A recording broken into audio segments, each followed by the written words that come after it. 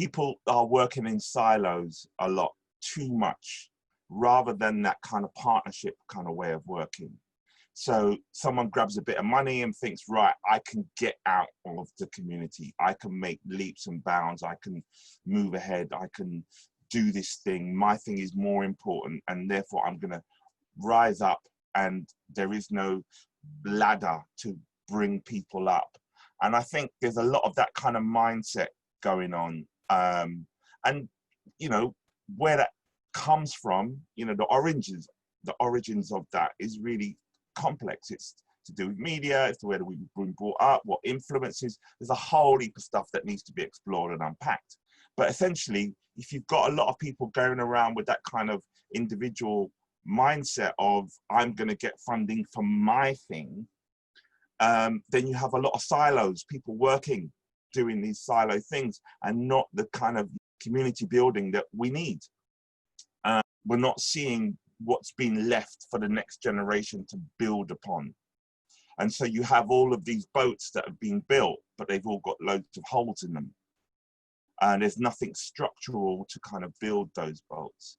So this concept of having a boat, you've got these really good people who are really working so hard doing things, but there's constant holes coming through that bolt, seeping through, that we just don't have the expertise or the capacity to kind of sometimes manage that.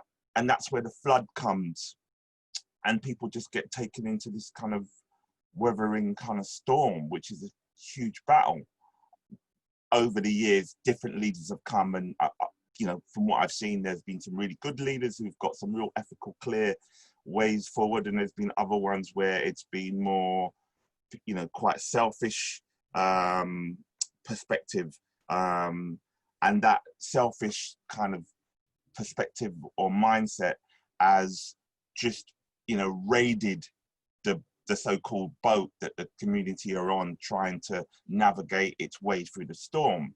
And if you've got a leader who's just really for themselves, no one's really going to survive, because it's all about me and the resources I can have. You know, go back to when we hit land, I can then jump in my Jeep and drive off and leave everybody, you know, stranded. I think for me, the answers do lie around the economics. And if we can have a sense of this economic kind of base with assets that we can start to build upon, then we've got some levy to really kind of work with.